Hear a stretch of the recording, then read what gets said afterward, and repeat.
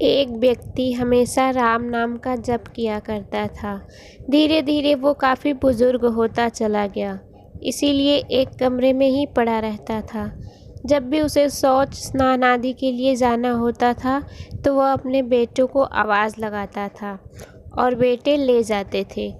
धीरे धीरे कुछ दिन बाद बेटे कई बार आवाज़ लगाने के बाद कभी कभी आते और देर रात तक तो नहीं भी आते।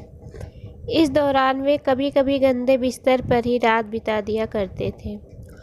अब और बुढ़ापा होने के कारण उन्हें कम दिखाई देने लगा था।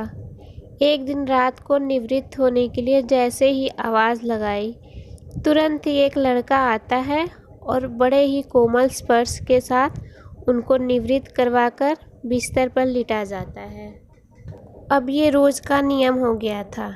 एक रात उनको शक हो जाता है कि पहले तो रात में बेटे को कई बार आवाज़ लगाने पर भी बेटे नहीं आते थे, लेकिन ये तो आवाज़ लगाते ही दूसरे क्षण आ जाता है और बड़े ही कोमल स्पर्श के साथ निवृत्त करवा देता है। एक रात वह व्यक्ति उसका हाथ पकड़ लेता है और पूछता है, सच बता, तू कौन है? मेरे बेटे तो ऐसे नहीं थे। तभी अंधेरे कमरे में एक अलौकिक उजाला हुआ और उस लड़के रूपी ईश्वर ने अपना वास्तविक रूप दिखाया। वह व्यक्ति रोते हुए कहता है, हे प्रभु, आप स्वयं मेरे निवृत्ति के कार्य कर रहे हैं। यदि मुझसे इतने प्रसन्न हैं तो मुक्ति ही क्यों नहीं दे देते। प्रभु कहते हैं, जो आप भुगत रहे हैं वो आपके प्रारब्ध है और आप मेरे सच्चे साधक हैं।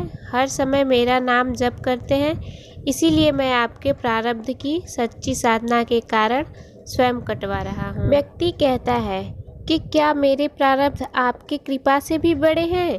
क्या आपकी कृपा मेरे प्रारब्ध नहीं काट सकती? तो प्रभु कहते हैं कि मेरी कृपा सर्वोपरि है, ये अवश्य आपके प्रारब्ध काट सकती है, लेकिन फिर अगले जन्म में ये प्रारब्ध भुगतने फिर से आना होगा। यही कर्म का नियम है। इसीलिए मैं आपके प्रारब्ध मैं स्वयं अपने हाथों से कटवा कर इस जन्म मरण से मुक्ति देना चाहता हूँ।